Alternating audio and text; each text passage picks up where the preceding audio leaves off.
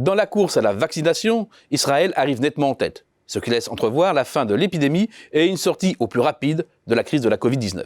C'est symbolique de la réussite de la Startup Nation, qui a fait de cette petite économie le deuxième poids lourd mondial de l'innovation, juste derrière la Silicon Valley. Un secteur high-tech qui emploie directement 10% de la population active, génère 15% du PIB et représente 45% des exportations. Des chiffres impressionnants, mais en creux, cela signifie quand même que 90% de l'emploi se situe en dehors du secteur des hautes technologies et que 85% de la croissance vient d'ailleurs. Sur les 20 années précédant la pandémie, le PIB s'est élevé sur une base de 3,6% l'an. C'est 1,6 points au-dessus de la moyenne des autres pays de l'OCDE. Derrière ce miracle économique, il y a d'abord le formidable essor de la population passée en l'espace de 20 ans d'à peine plus de 6 millions d'habitants à plus de 9, soit un bond de près de 50%. La population des 20-64 ans, c'est-à-dire la main-d'œuvre mobilisable pour créer des richesses, a suivi la même trajectoire. Excédents naturels, mais aussi mouvements migratoires ont joué de concert. Les gouvernements successifs ont misé sur le moteur démographique en relançant notamment l'ALIA et en organisant ensuite la relève via des accords passés avec de nombreux pays. Thaïlandais, Philippins, Bulgares, Turcs, Chinois peuvent désormais signer des contrats de travail.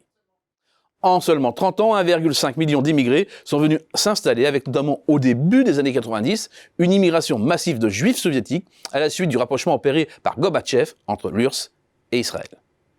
Une des clés du succès israélien, c'est donc une croissance extensive, profitable à tous les secteurs, BTP, agriculture, industrie traditionnelle, distribution, etc. Deuxième point fort, le bloc assainissement des finances publiques, allègement de la pression fiscale et compte courant excédentaire. Le taux d'endettement public israélien voisinait 110% du PIB à l'issue de la première intifada fin 93. Et encore près de 90% à l'issue de la seconde en 2005, pour finalement tomber à 60% en 2019. Derrière ce résultat, il y a le recul massif du poids de l'État. De 2002 à 2011, la dépense publique a diminué de plus de 10 points son poids dans le PIB. Cette décrue est la résultante du recul des dépenses militaires après les accords d'Oslo et surtout du repli des dépenses générales d'administration qui recouvre un effort de rationalisation auquel s'est ajouté le recul considérable des charges d'intérêt dans le sillage de la décrue internationale des taux d'intérêt. Côté compte courant, malgré le déficit commercial, les excédents s'empilent depuis de nombreuses années, grâce aux énormes surplus dégagés dans les services et au transfert des non-résidents vers Israël. De quoi soutenir les réserves de change. À quoi s'ajoutent depuis peu les retombées économiques de la découverte et de l'exploitation de plusieurs gisements de gaz naturel offshore. Cela a des effets directs sur le PIB, cela permet aussi d'améliorer le solde énergétique et de gonfler les recettes publiques via les redevances d'exploitation et autres impositions sur les sociétés. Un fonds souverain, dont les produits seront investis à l'étranger, sera bientôt opérationnel. Et c'est bien parce que le gouvernement israélien s'était constitué et se forge encore des marges de manœuvre qu'il a pu réagir très énergiquement à la crise de la Covid-19 avec des mesures budgétaires exceptionnelles représentant 7% du PIB selon le FMI.